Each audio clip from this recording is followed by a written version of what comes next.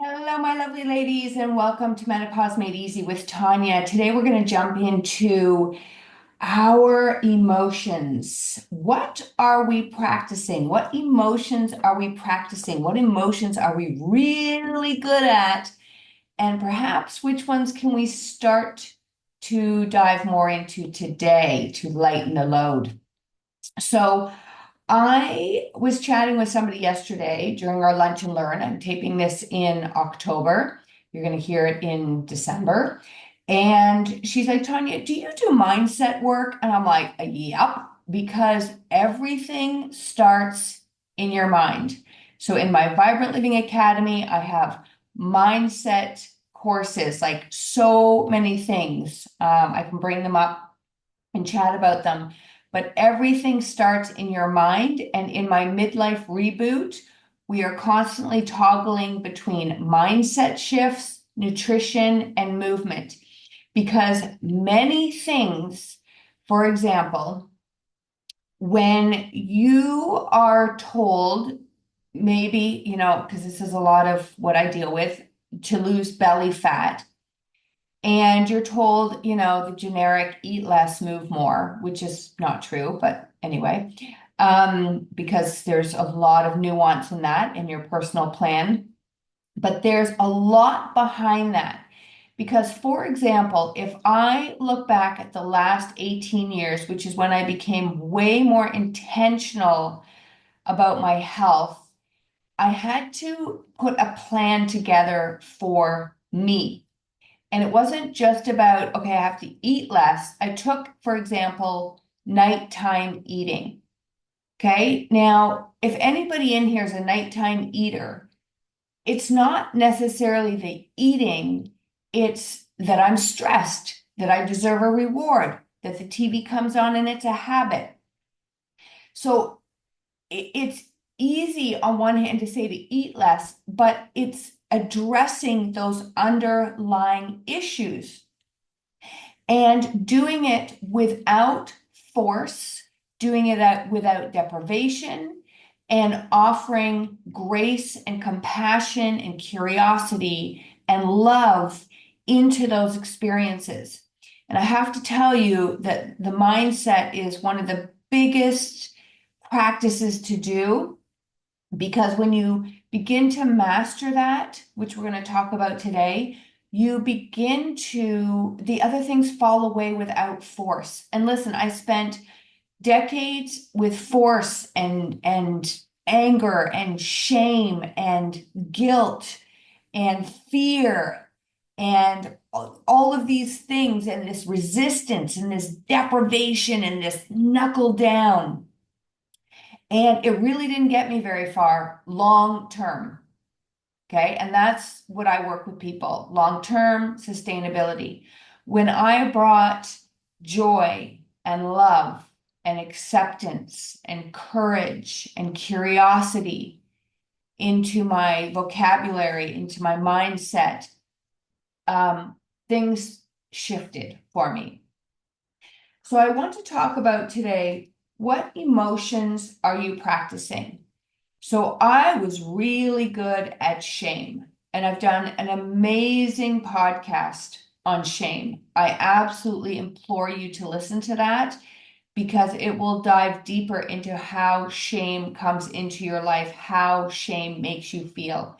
And it's an incredibly low vibrational energy.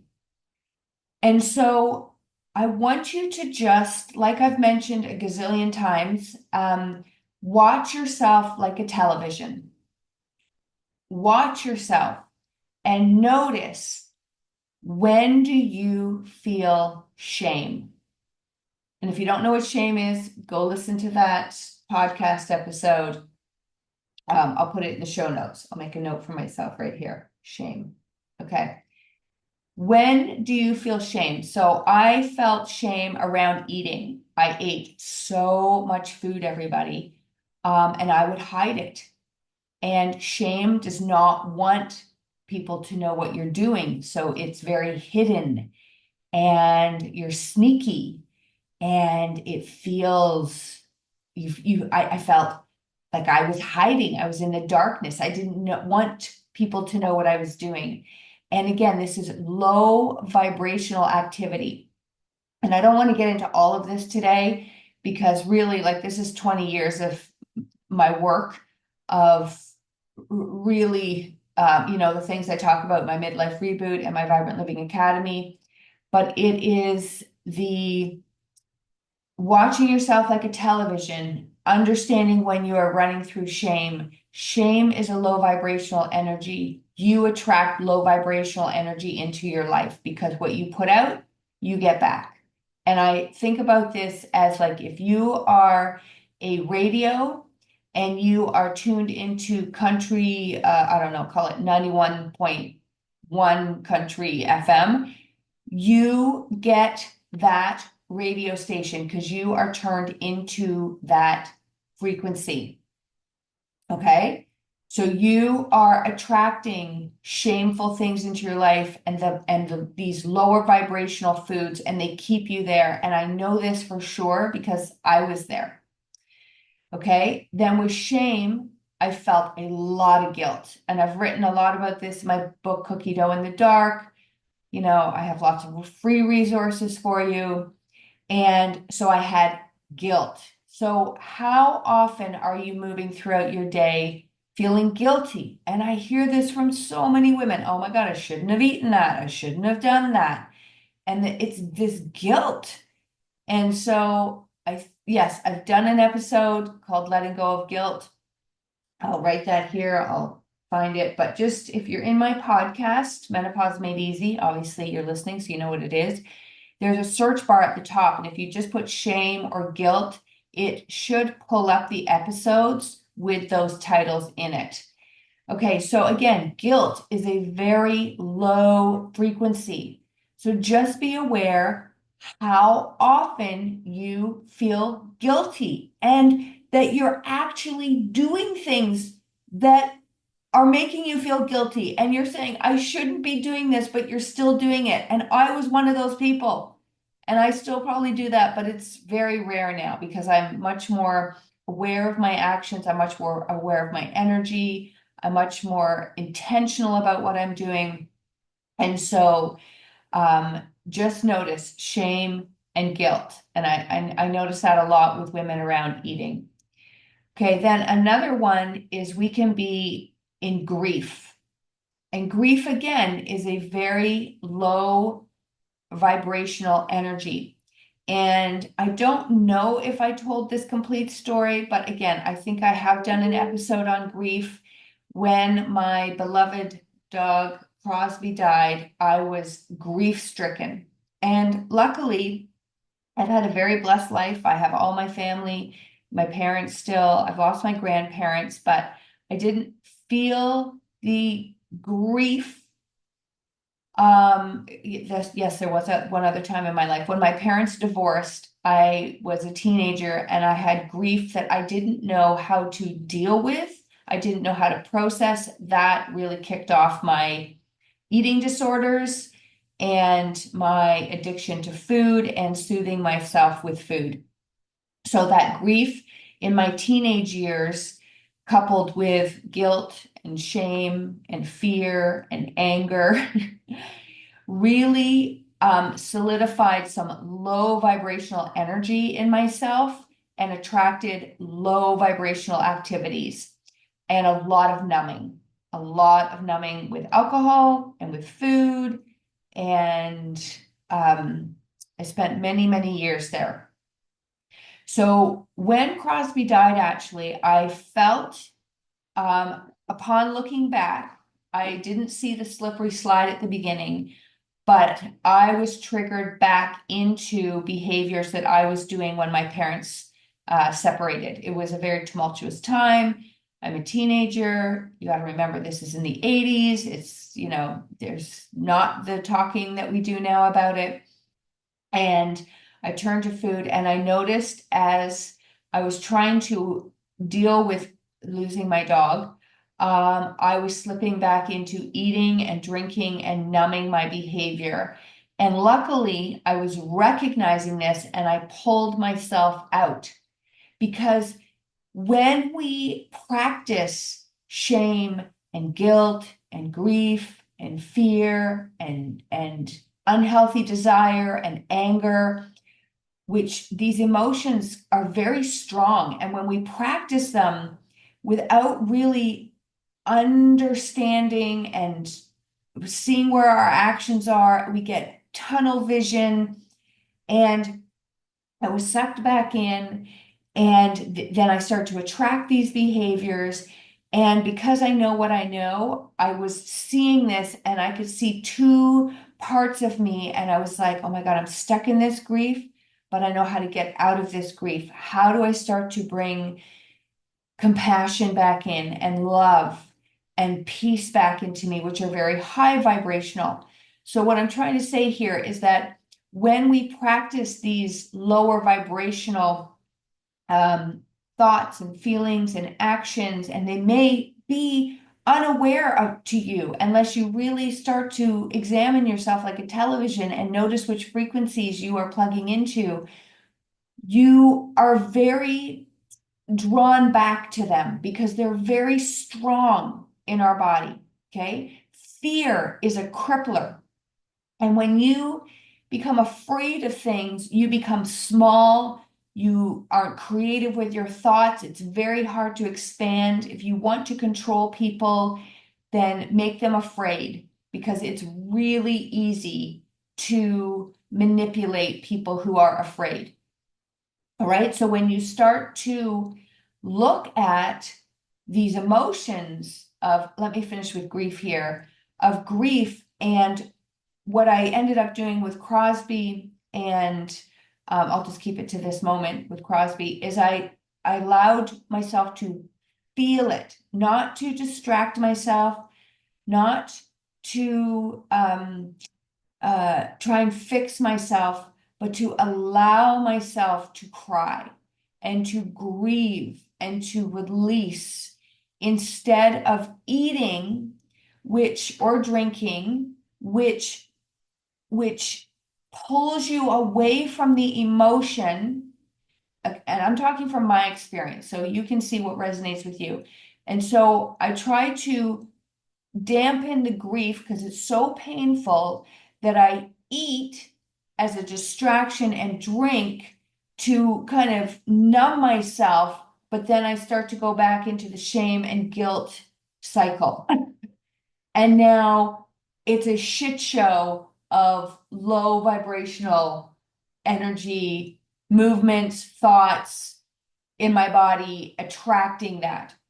And so I could see this happening, and I was like, okay, Tanya, we're going to bring in breath and allow yourself to experience these, and you don't have to fix anything. You are allowed to experience all of these emotions.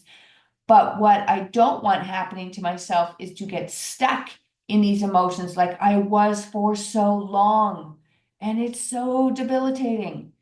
So then we move into fear, which I've done an episode on fear, letting go of fear, because like I said, our ego wants to keep us safe and it's irrational. I've done tons of episodes on ego. And when you understand this, you can start to become curious about why is my ego trying to keep me safe? Why am I afraid right now? What is this fear trying to show in my body? Because again, fear is a very low vibrational energy, and you will attract low vibration into your life.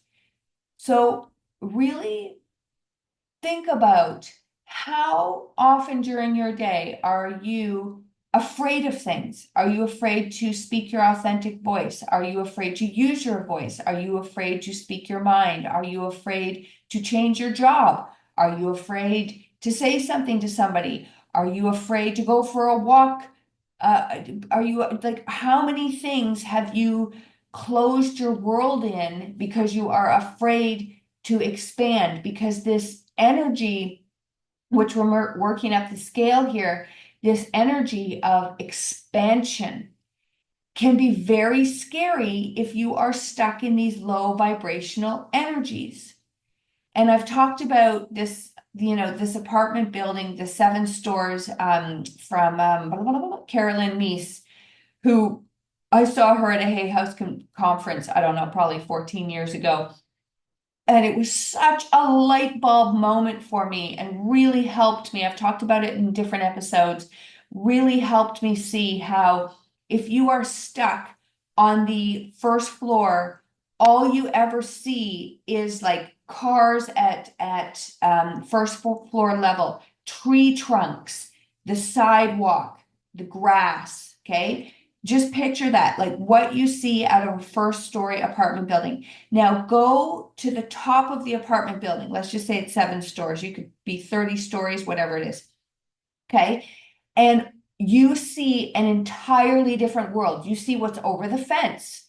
So, when I lived in Toronto, I lived with a great girlfriend of mine, Lynn. We lived at Bay and Bloor. We lived, I think it was on like the 15th floor. Maybe it was higher, I don't remember, but I could see Lake Ontario. I could see tops of trees. I could see other buildings. I could see down Bay Street. My perspective of life was so much bigger than if I was living on the ground floor. And when you begin to work up these floors, you begin to change your behaviors because you're seeing something different, you're feeling something different, you're experiencing, you're opening yourself up.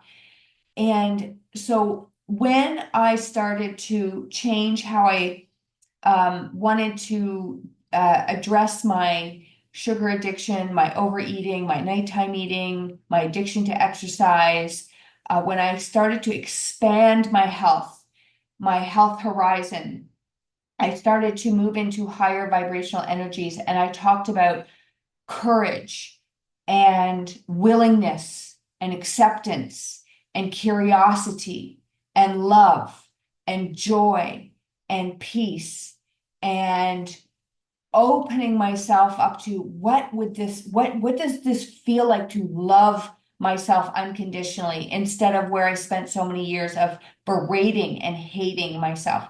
What does it feel like to love myself, to deeply, unconditionally, fully, and wholly embrace every single part of me as I would a beautiful, having my children, embracing the love, oh my gosh, can you just feel that expansion of energy within you?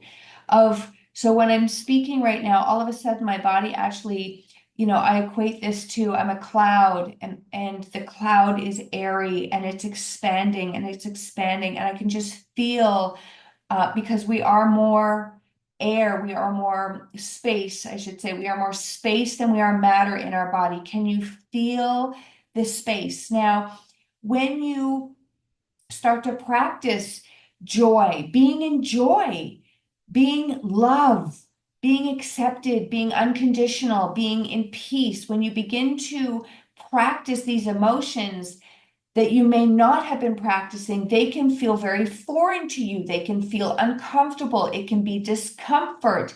And so what happens is we go from that 30th floor and we come back to the ground because we feel safe in anger. We feel safe being angry. We feel safe in fear. We feel safe holding on to that grief and berating ourselves and feeling guilt and shame.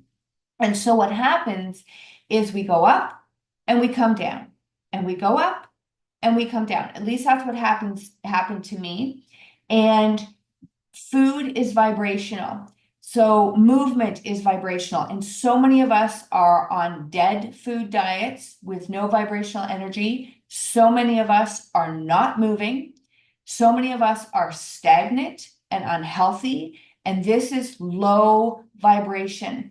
And when we eat healthier foods, we can feel ourselves energetically expanding. And when we love ourselves, when we move our bodies, when we come into our heart, when we, oh my gosh, hug ourselves, hug others, hug our pets, we can feel that expansion. And so I'm offering to you today to step into peace, to step into love, to step into joy. Tap back into that inner child. What lit you up when you were 4 or 2 or 7 or whatever age? What lit you up? And one of the most simplest things that lights me up is walking my dogs in nature. I am so happy. I'm so happy. I'm so expansive. I'm so in joy. I'm so in love. And I'm so present with listening to the trees, watching my dogs, um, hearing the quiet whispers of the forest. And I become one with that. And that is such a gift. And we have been programmed in this life to sit in front of a computer for most of the day in a stagnant sitting, closed off position with artificial light that pull us into these low vibrational energies. And I'm not telling you to quit your job, and I'm sitting in front of screens right now, but I'm asking you to start practicing putting yourself in positions and movement and places that elevate these emotions of peace and joy and love and acceptance so that you can begin to experience these feelings. And then on a food level, whatever you're eating, I don't care what it is, begin to embrace the joy of eating. Let me just say, okay, so a lot of times I'm with women and they'll be having dessert or something or a glass of wine. They'll be like, oh my God, I shouldn't be eating this. I'm like, why? Enjoy it. Embrace it. Enjoy every single bite. And I'm speaking from experience because I was one of those people and I would just be eating that cheesecake or that cookie, like thinking of the next cookie and the next cookie.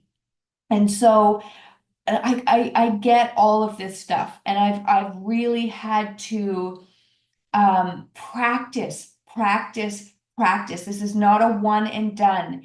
This is a practice of eating something with such joy, like it's the first time you've ever bit into that chocolate chip cookie. And this is why I don't buy store-bought food. It's disgusting.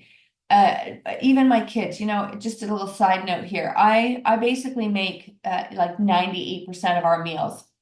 Of course, some things come in a can, like canned tomatoes. There's ingredients, but I make meals. So one of the things I make are quesadillas. And sometimes I make the wraps, but a lot of times I buy them. But anyway, I make them with love. I make them with joy. I use the best ingredients I can find. And I put them in my freezer. My kids will eat them.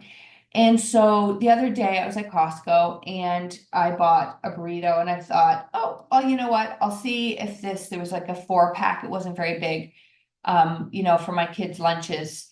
And James the other day says to me, Mom, it's disgusting. That thing, I tried to eat it, and the ingredients actually weren't even that bad. It was so disgusting, I had to throw it out. I couldn't make myself eat it. I said, throw them all out. I don't want them in the house.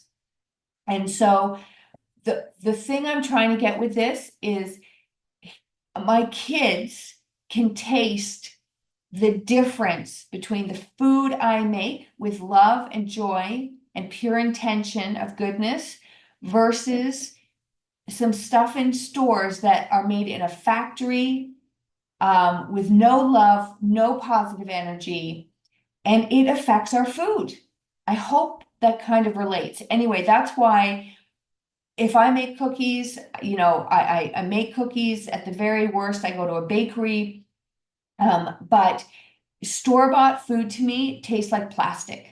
It tastes like plastic, and it doesn't make me feel good. Anyway, that I don't know where that tangent came from, but pulling it back into maybe you don't even realize that We have become a society that is not embracing cooking and the joy and the passion and the beautiful energy in our kitchens. Anyway, what I want you to take away from this is, what emotions are you practicing? Are you stuck in guilt, fear, shame, anger, desire, envy?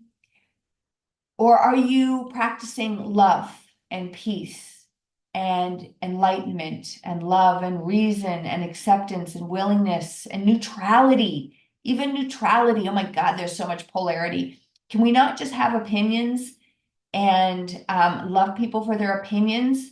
Anyway, that's another podcast. So I leave you on this note to notice, watch yourself like a television, notice that deep feeling, that deep frequency, that deep voice within your body. What are you practicing? Can you move yourself up into love and joy and peace and make decisions from there? Practice making decisions from there. Practice making decisions from joy and love. So, ladies, this is one of the things that really helped me. This is a mindset shift.